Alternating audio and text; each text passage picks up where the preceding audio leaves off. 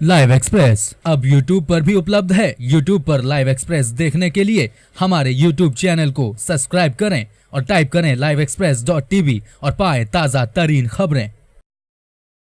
Live express अब WhatsApp पर भी उपलब्ध है। अपने WhatsApp पर खबरें पाने के लिए हमारे WhatsApp नंबर 7060012630 पर हाई लिखकर मैसेज करें और पाएं ताज़ा तरीन खबरें।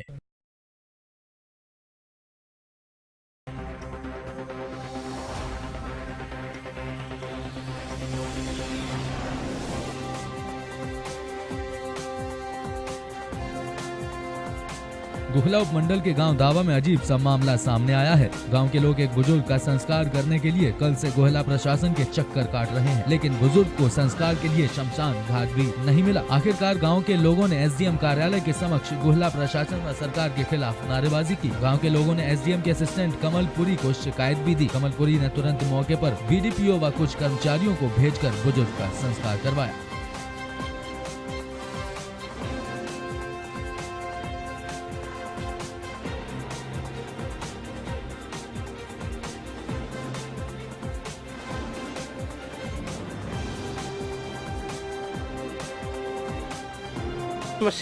समस्या ये कल 4-4:30 बजे की डेथ हुई है सर जी। कल की कोई मुर्दा फूकने के लिए कोई जगह नहीं है और मुर्दा फूकने के लिए जगह नहीं है। जो जगह है उस पर जिम्मेदार ने कब्जा कर रखा है, जोरा सिंह सन ऑफ बचना से, और उसमें पानी छोड़ दिया है रात का। अब वहाँ कोई किसी तरह की प्रशासन कोई सुनवाई नहीं कर रहा हमारी। हम 8 बजे से लेकर 10-11 का टाइम हो गया है, अब तक यहीं पर हैं।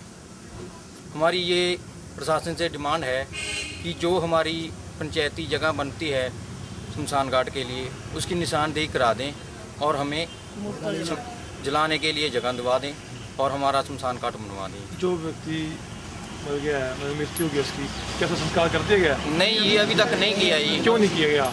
इसलिए नहीं कि जगह नहीं है जी। वहाँ जो जगह है उस पर कब्जा है, पानी छोड़ दिया है। पानी में तो संस्कार हो नहीं सकता। क्या कोई अधिकारी तहसीलदार एसडीएम कोई मौके पहुंचा है? नहीं पहुंचा जी, अब तक कोई नहीं पहुंचा।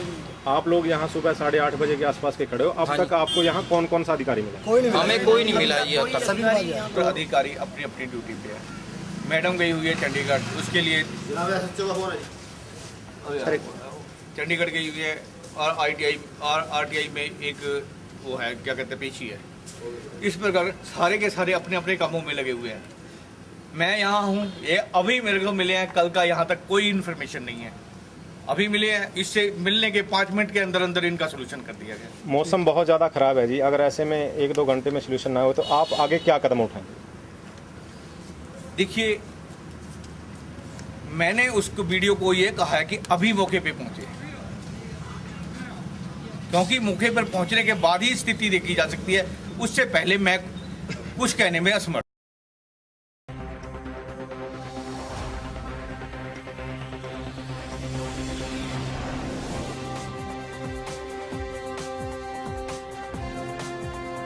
धान का कटोरा कहे जाने वाला जनपद संभल किसानों के लिए किस प्रकार सरकारी मशीनरी मजाक बन रहा है, इसका जीता जागता उदाहरण आज सिंचाई बंधु की बैठक में देखने को मिला, जहां सालों से अपनी समस्याओं को लेकर बैठक में आ रहे किसानों को एक बार फिर आश्वासन की घुट्टी अधिकारियों द्वारा पिला दी गई। बावजूद इसके हर महीने की बैठक खाना पूर्ति कर दी जाती है और किसानों की समस्याओं को कागजों पर नोट कर दिया जाता है, लेकिन जब अगले महीने की बैठक होती है तो पिछली समस्याएं ज्यों की त्यों रहती हैं। किसानों का आरोप है कि अधिकारी केवल खाना पूर्ति करते हैं और बैठक में किसानों को आश्वासन दे दिया जाता है।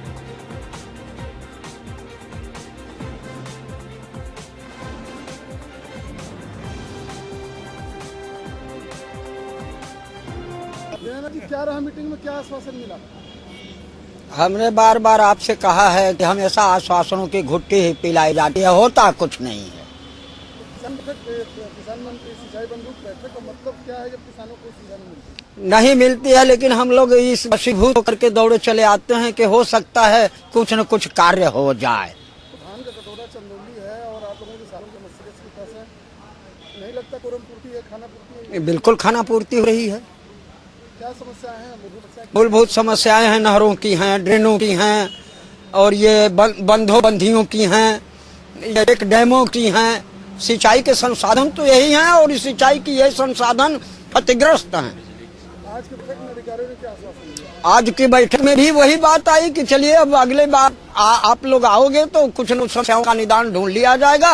और बंदियों की बाबत जब हम बात करते हैं तो भी कुछ सुनवाई नहीं होती। अधिकारी रुपये पर जाते हैं जो शिकायत आप लोग करते हैं? जी नहीं साहब, इसका मतलब किसानों को छला जा रहा एकदम छल जा रहा। बिजली विभाग का कोई कर्मचारी यहाँ अधिकारी आता ही नहीं कि हम अपनी बात को रख सकें। अब सिंचाई पे ये तो बैठक जो सिंचाई बंद की मेन समस्या तो सिंचाई से संबंधित है, जिसमें मुख्य रूप से जो ट्यूबवेल कुछ खराब हैं, जैसे 5 हमारे यांत्रिक दोष से, 12 जो है विद्युत दोष से जो है। तो वो बात ये तो मैंने सभी कृषक बंधुओं को बताया कि एक सप्ताह सभी जो खराब नलकूप को सब ठीक करा दिएंगे। कुछ माइनस बात आई जिसकी सफाई की बात है, तो मैंने सभी लोगों से अनुरोध किया है कि ये लोग अगली बैठक में जब आएंगे तो ऐसी ही माइनस की सूची हमको दे देंगे जिसमें सफाई नितान आवश्यक है। तो उसको नरेगा से मैं अक्टूबर में जब नहरें बंद होगी तो उस समय से सफाई का कार्य जो है करा दिया जाएगा, इसमें कोई व्यवधान नहीं आएगा। कुछ किसान बंधुओं ने जो है कुछ स्थानों पर जो है नई पुलिया बनाने के लिए पुलिया मरम्मत की बात आई है, उसको भी हमने संज्ञान में लिया हुआ है। और जो एस्टिमेट है विभाग से बनवा करके हम शासन भिजवाएंगे, धनराशि मिलते ही उस कार्य भी करा दिया जाएगा। किसानों का आरोप है कि मीटिंग हर महीने होते हैं लेकिन जवाब वही होते, काम कुछ नहीं। अब ये तो इन्हीं लोगों से पूछिए, अब उसका जवाब मैं क्या दे सकता हूँ। मतलब ये जरूर है कि मतलब कि 10 समस्याएं हैं तो हो सकता है 10 का निदान ना होता, लेकिन ऐसा नहीं मतलब बिल्कुल कार्रवाई नहीं होती, ऐसा नहीं है। मतलब बहुत सी समस्याएं हैं जो आप लोग उठाते हैं जिसमें धनराशि आवश्यकता होती है। धनराशि हम शासन से मांगते हैं, शासन से हमको मिलती है तभी हम उसका निदान कर सकते हैं।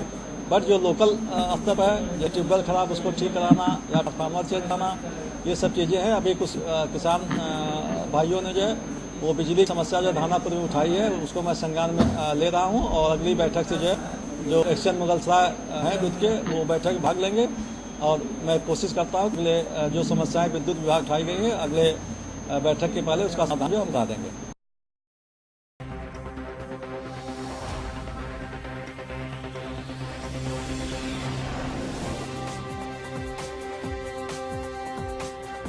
चंदौली जनपद में कानून व्यवस्था को लगातार बदमाशों द्वारा चुनौतियां दी जा रही हैं। यही नहीं, हौसला बुलंद बदमाश राह चलते असला दिखाकर किसी को भी लूट रहे हैं। ताज़ा मामला मुगलसराय कोतवाली केशिवाला क्षेत्र का है, जहां कृषि विभाग में कार्यरत 2 कर्मचारियों को बाइक सवार 3 बदमाशों ने असला दिखाकर लूट लिया और आराम से फरार हो गए। घटना बीती शाम की है। भुक्तभोगी की सूचना पर पहुंची पुलिस ने मामला दर्ज कर जाँच शुरू कर दी है।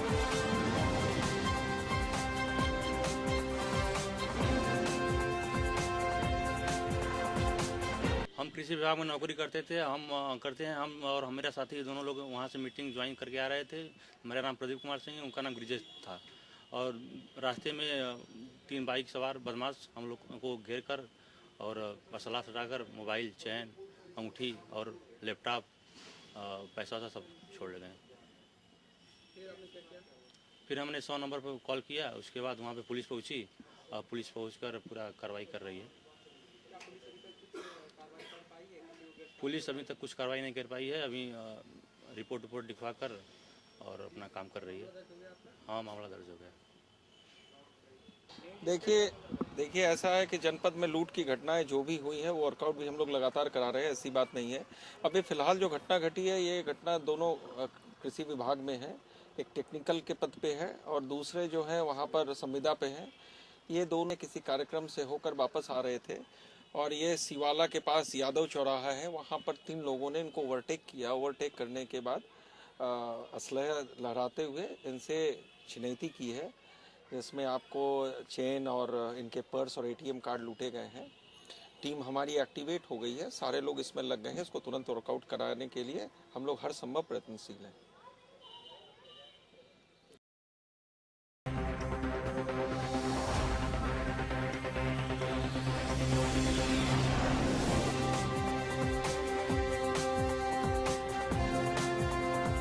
हरियाणा सरकार ने किसानों की सहायता के लिए गांव में केंद्रीय सहकारिता बैंक की ब्रांच खोली है, जिसके चलते जिन किसानों के खाते बैंक में हैं, उन्हें कम रेटों पर कम ब्याज पर खाद व पैसा दिया जाता है, ताकि किसान पर खेती करने का आर्थिक बोझ न पड़े। लेकिन इस बार ठरवी गांव के किसानों पर उस समय मुसीबत का पहाड़ टूट पड़ा, जब बैंक कर्मियों ने उनके हाथ में हजारों रुपए की खाद व नगद पैसों के काटे हुए चेक पकड़ा दिए और पैसे भरने का दबाव बनाने लगे।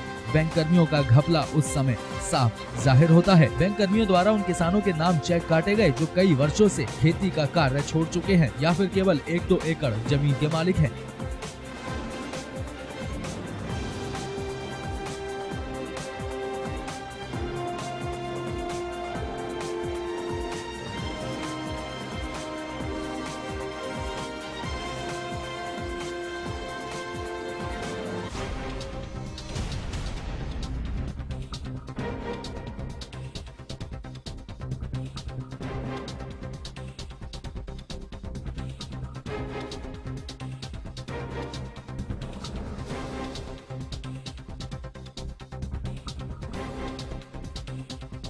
नहीं करता, मैं कनाल भी नहीं बीजता और मेरे 60 कट्टे यूरिया काट रखे हैं, 52,000 नगद। क्या काम करते हो आप? दुकान करता है, बेंचर हुई। आपने कभी खेती नहीं की? नहीं, 10-20 साल छोड़ रखी है। तो आपके नाम पे भी काट रखे हैं? हाँ। ये पैसे निकाले थे बैंक से 52,000 रुपये और खाद काट रखी यूरिया 60 कट्टे। खेती में करता ही नहीं बिल्कुल भी, धोखा गलता जी वो सारा जी। तो क्या चाहते हैं आप? भाई न्याय होना चाहिए। खेती करते नहीं, किसी पूछोगे सारे काम से पूछो। मैं खेती करता हूँ कनाल भी, किसी भी पूछो सारे काम से। खेती नहीं करता बिल्कुल मैं। कितना का चेक काट रखा है आपके नाम? 52,000 का। तो क्या कहते हैं अधिकारी? खाद ताल काट रखे 52,000 से। भरो पैसे, धक्का करते हैं। क्या धोखा हुआ आपके साथ? हाँ बिल्कुल धोखा है जी, बिल्कुल धोखा। कौन कर रहे हैं धोखा? मैनेजर है। हमारे पास कुछ किसान आए थे यहाँ के और उनका कहना है कि उनके जो खाद वगैरह उनको दी गई है उसमें और जो कैश का लेन देन उनके खातों में हुआ है इस कोऑपरेटिव बैंक में, कोऑपरेटिव सोसाइटी में, उसमें उनकी कुछ अनियमितताएं बरती गई हैं। लोगों का ये कहना या कोऑपरेटिव सोसाइटी वालों का ये कहना कि जी वो तो एक सेल्समैन ने किया था और सेल्समैन की डेथ हो गई है। ये मतलब मुझे कुछ बात अच्छी नहीं लगी। उसकी डेथ हो गई बात ठीक है, लेकिन कोई सेल्समैन अपने स्तर पर इस तरह की हेराफेरी जो कि रिकॉर्ड में की गई है, डुप्लीकेट साइन का जहाँ तक मामला है कि भाई 2 की जगह 20 कट्टे कर दिए गए हैं, तो ये जो भी अनियमितता है इस कमेटी की जांच के बाद सामने आएगी और जल्दी ही इसकी कमेटी बना देंगे।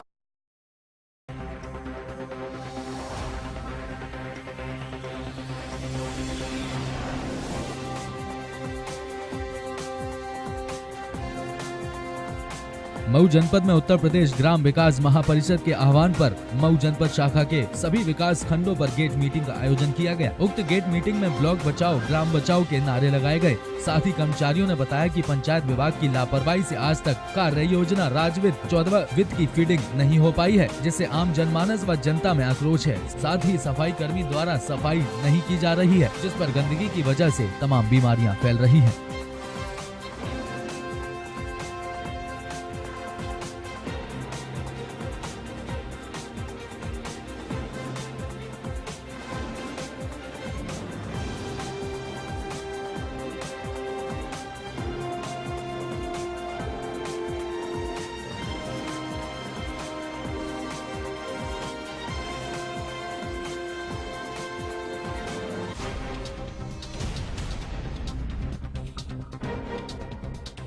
उत्तर प्रदेश ग्राम विकास महापरिषद के आह्वान से आज हम सभी कर्मचारी यहाँ इकट्ठा हुए हैं और इसमें जो है ब्लॉक के अस्तित्व की लड़ाई चल रही है हमारी और हम ब्लॉक के सम्मान की खातिर जो है अपनी मांगों को शासन के सामने रख रहे हैं। समस्या ये है कि इस समय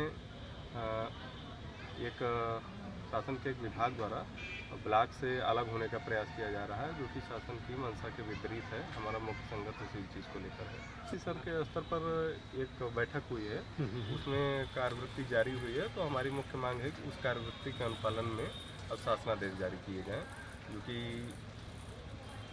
शासन का एक विभाग प्रयास कर रहा है कि कार्यवृत्ति स्थगित की जाए, लेकिन हमारी मांग है कि उस कार्यवृत्ति के अनुपालन में जो भी शासनादेश जारी होने जल्दी से जल्दी जारी किए जाएँ। कि आज हम सभी यहाँ गेट मीटिंग के लिए इकट्ठा हुए हैं और कल से 4 दिन तक हम सभी कर्मचारी जो है काली पट्टी बांधकर काम करेंगे, अपना विरोध करेंगे। 19 को सभी कर्मचारी हमारे सामूहिक हड़ताल पर रहेंगे और उसके बाद 23 को उत्तर प्रदेश ग्राम विकास महापरिषद के 21 से 23 स्टेट यूनिट के निर्देश में हम कार्य बहिष्कार करेंगे और 24 से अनिश्चितकालीन हड़ताल पर जा रहे हैं।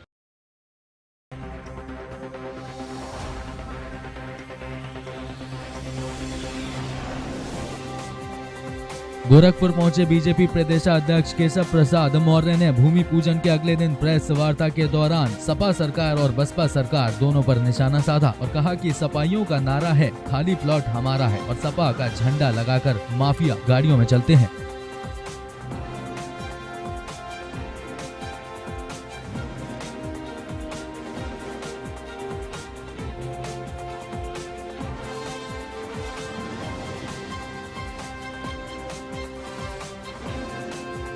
उत्तर प्रदेश में इस समय भय का वातावरण है। कानून व्यवस्था पूरी तरह से ध्वस्त हो चुकी है। इस शासन में केवल गुंडे, माफिया, अपराधी या भय मुक्त हैं, बाकी सब भय में जीवन जीने के लिए मजबूर हैं। और यह बात केवल मैं नहीं कह रहा हूँ, बल्कि समाजवादी पार्टी की उत्तर प्रदेश सरकार के पिताजी श्री मुलायम सिंह जी ने भी यह बात कही है। लेकिन पुत्र मोह के कारण अखिलेश यादव जैसे विफल, जिनके शासन में अपराध बढ़े, भ्रष्टाचार बढ़ा, माफियाओं जो समाजवादी पार्टी का झंडा अपने गाड़ी में लगा करके सपाइयों का नारा खाली प्लाट हमारा, इस लक्ष्य के साथ किसी की दुकान, किसी के मकान, किसी की ज़मीन पर अवैध रूप से कब्जा करने का काम कर रहे हैं, जिसके परिणाम स्वरूप उत्तर प्रदेश में 150 से अधिक की संख्या में पुलिस जो जनता की सुरक्षा के लिए होती है, उसके अधिकारी, उसके दरोगा, इंस्पेक्टर, उसके सिपाही मारे जा चुके हैं।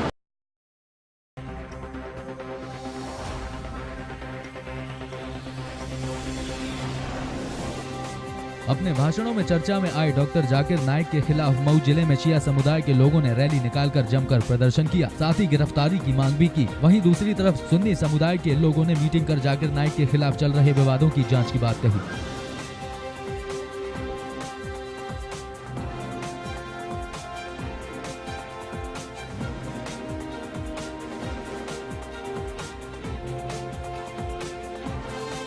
जाकिर नाइक ये रसूल की तौहीन करता है, आले रसूल की तौहीन करता है और उसकी तकरीरों से बहुत चारों तरफ जो है वो फसाद और फितने भड़क रहे हैं, उसके ख़िलाफ़ है।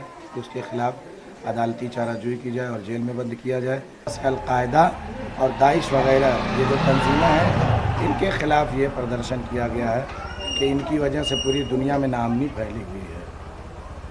देखिए, ये तो एक बाकायदा जो फ़िरकापरस्त ताकतें हैं उनकी एक साजिश है कि मुसलमानों को फ़िरक़ों में बांटो, मसलकों में बांटो और राजनीति करो। आपने देखा होगा कि स्वामी जी का एक बयान भी आया था कि मुसलमानों को जितने भी मसलक हैं सब में अलग अलग करके लड़ा दिया जाएगा। अलग अलग मसलक के एतबार से डॉक्टर जाकिर नाइक की बातों में हो सकता है कि कहीं विवाद हो, क्योंकि अलग अलग लोगों के नज़रियात हैं, मगर इस्लाम मज़हब को जो मानने वाले हैं वो उन सबका नज़रिया एक है। 25 साल से जाकिर नाइक की तकरीरें पूरे दुनिया में हो रही हैं, तब किसी को ऑब्जेक्शन नहीं था और आज ऑब्जेक्शन उनमें तलाश किया जा रहा है और उनकी बात को अधूरे अंदाज में दिखाकर उन्हें गलत साबित करने का प्रयास किया जा रहा है। केंद्र की और आरएसएस और केंद्र की जो सरकार है उसमें बैठे हुए लोग हैं, मजहबी जज्बात को भड़काकर यूपी के चुनाव में लाभ लेना चाहते हैं, तो जनता समझती है और इन्हें कोई लाभ नहीं मिलेगा। जांच में जब तक कोई बात स्पष्ट नहीं होती है कि उनका कोई दहशतगर्दी या किसी भी देश विरोधी गतिविधि में उनका कोई हाथ है, तो कार्रवाई करने का कोई मतलब नहीं है।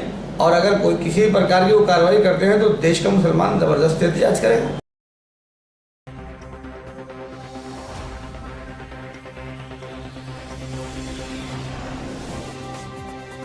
मोदी के आगमन को लेकर जिला प्रशासन पूरी तरह से कमर कस चुका है और जिस रूट से पीएम का काफिला निकला है, उन रास्तों पर और कार्यक्रम स्थल पर सुरक्षा के मद्देनजर क्या सावधानियां रखनी चाहिए, उन सबको बारीकियों से जांचा जा रहा है।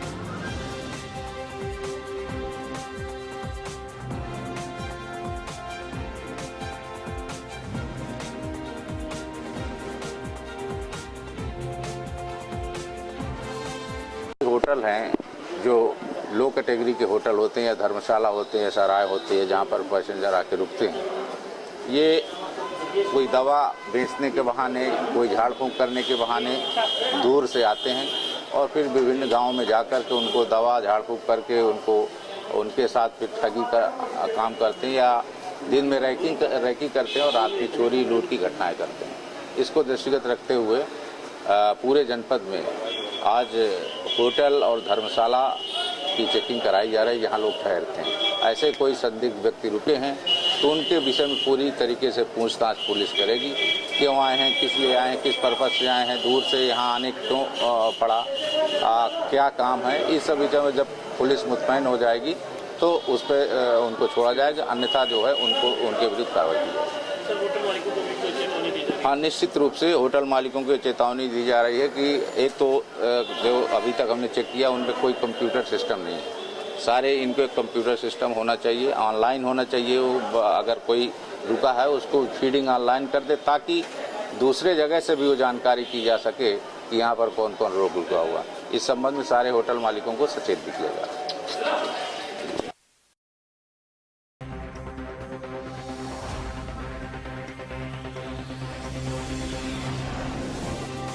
जनपद शाहजहांपुर की सांसद कृष्णा राज के महिला विकास एवं शिशु कल्याण केंद्रीय राज्य मंत्री बनने के बाद प्रथम जनपद आगमन पर बीजेपी कार्यकर्ताओं और नगर वासियों ने जगह जगह फूल मालाओं के साथ उनका भव्य स्वागत किया। कृष्णा राज ने प्रधानमंत्री के फैसले का स्वागत करते हुए पिछड़े वर्ग और महिलाओं के सम्मान को बढ़ाते हुए कहा कि इन्हीं लोगों ने उन्हें मंत्री बनाया है।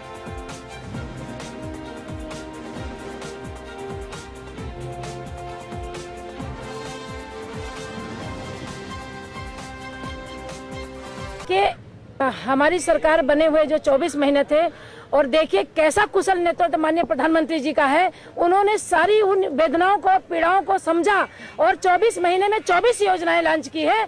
लेकिन दुर्भाग्य है कि हमारे जो है उत्तर प्रदेश में उन तमाम योजनाओं को उत्तर प्रदेश की सरकार भ्रष्टाचार की भेंट चढ़ा रही है।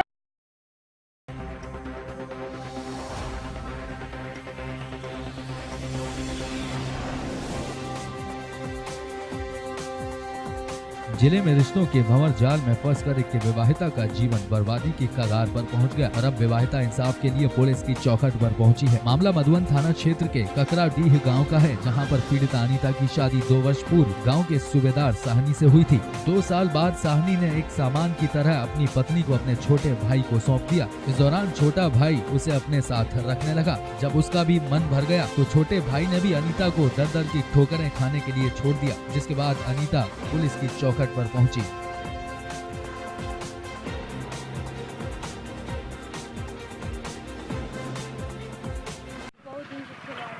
हाँ। अब दूसरा शादी कर जाता ना, शादी करता ना कि हम ना करो। क्या? कहाँ? ये तो हम से 2 साल से केस जी। केस कनाई तो सुतत बैठत कर। हाँ, 2 साल से। अब क्या करो? अब हम कल हम बियाह कर जाते 13 तारीख के शादी करे जात रहला। हाँ। तो हम 13 तारीख के लिया के थाना में भर्ती करा देले। हाँ।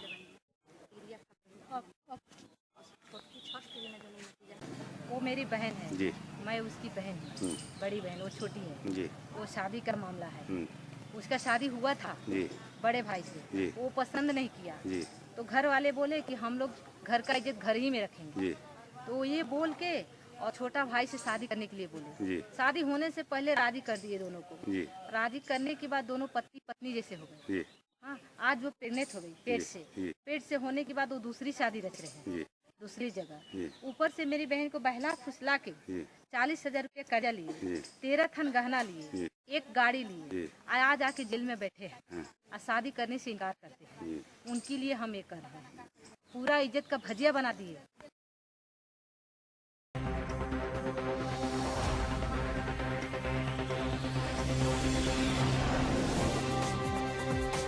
मऊ जिले के कलेक्ट्रेट परिसर में शिक्षक संघ के लोगों ने धरना प्रदर्शन किया और जमकर नारेबाजी की। वहीं शिक्षक संघ का कहना है कि कर्मचारियों और शिक्षकों की पुरानी पेंशन और 7वें वेतन आयोग में केंद्रीय आयोग में समानता, साथ ही निःशुल्क चिकित्सा की व्यवस्था होनी चाहिए। अगर उनकी बात सरकार नहीं मानती तो आगे प्रदेश भर में बड़ा आंदोलन किया जाएगा।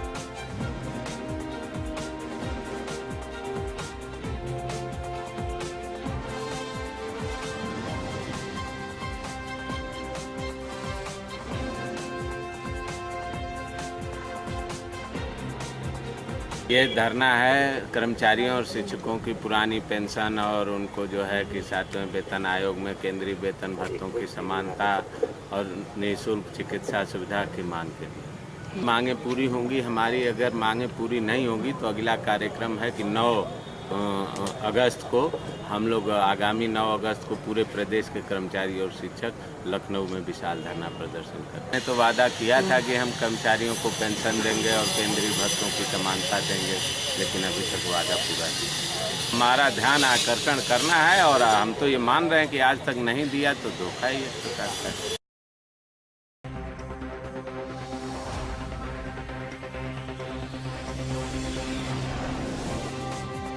भाजपा सरकार ने प्रदेश की संस्कृति को बचाने व नैतिक शिक्षा को बचाने के जीवन में लाने के लिए गीता को पाठ्यक्रम में शामिल किया है। वहीं विपक्ष के पास कोई मुद्दा न होने के कारण वो बौखलाहट में आकर इनका विरोध कर रहा है। यह बात भाजपा के शिक्षा संगठन के प्रदेश संयोजक राम अवतार शर्मा ने कही।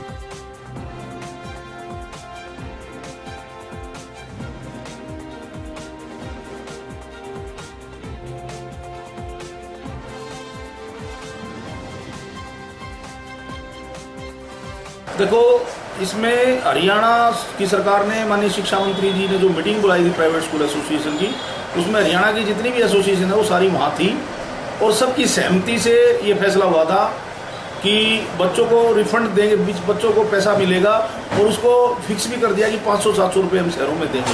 ये सबकी सहमति से निर्णय हुआ था। लाइव एक्सप्रेस अब YouTube पर भी उपलब्ध है। YouTube पर लाइव एक्सप्रेस देखने के लिए हमारे YouTube चैनल को सब्सक्राइब करें और टाइप करें liveexpress.tv और पाएं ताज़ा तरीन खबरें। लाइव एक्सप्रेस अब WhatsApp पर भी उपलब्ध है। अपने WhatsApp पर खबरें पाने के लिए हमारे WhatsApp नंबर 7060012630 पर हाई लिखकर मैसेज करें और पाएं ताज़ा तरीन खबरें।